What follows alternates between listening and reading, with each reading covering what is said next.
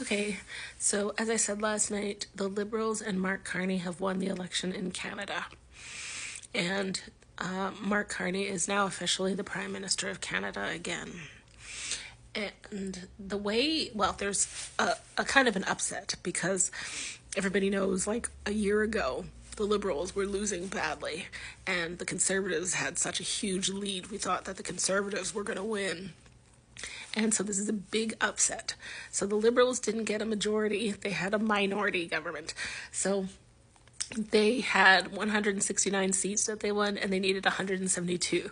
So they need to have a coalition with another group. They're probably going to do it with the NDP or the Bloc or something like that. I don't know. But they need those extra seats to get to 172 for a majority. If they want to, like, have a coalition or something like that. So we'll see in the next few days or weeks or whatever. So Mark Carney is once more elected the Prime Minister of Canada. And what was really surprising is I think that Jagmeet Singh, who used to be like the NDP leader, he resigned last night.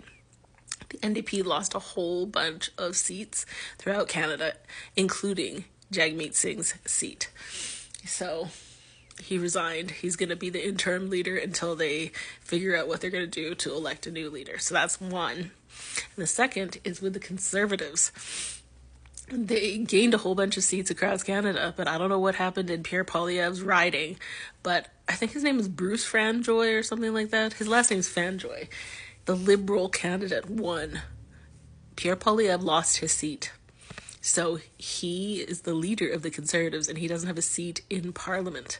So that means that unless somebody from the Conservative Party who just won their seat gives up their seat, Pierre Poilievre has to sit in the gallery.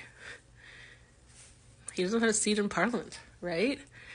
So that means that somebody has to give up their place, and I think they have to have, like, an election, like I don't know if it's called a by-election, or, yeah, but I'm pretty sure they have to have another little election for that area. So that's pretty shocking. I'll double check and see what he has to do, but I'm pretty sure that he can't sit down in Parliament unless somebody else gives up a seat, because Bruce Fanjoy has the seat now. So, yeah. So that was the breakdown. Basically, the Liberals won 169 seats, and I don't know, it says 168, but it's actually 169 because they're still counting votes. For example, in the one that Pierre Poilievre was in, that one had, like, I don't know how many people were like running in that riding. Quite a few people, like independents and stuff, were running in it. So that's why they have to count everything by hand and stuff like that. So anyhow, this morning it's 169. Conservatives won, or were leading, in 144. Bloc Québécois got 23, which isn't really a great improvement or anything like that, but it isn't horrible.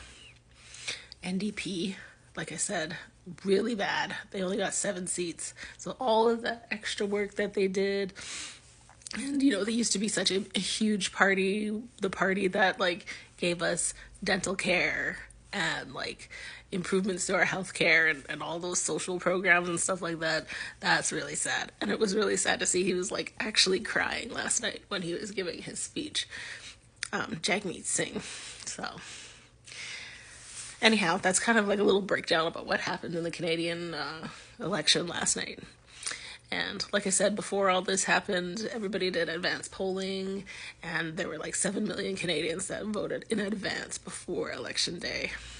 So, and then I thought it was really funny. I might do a separate video, but Mark Carney had, like, his election party afterwards. So at first, before they announced everything, he was wearing, like, a Montreal Canadiens jersey on, like, the stage, and then after, he was wearing a Down with Webster jersey, and they actually had the band come out, and he was dancing. Him and his wife were dancing to them. What do you think?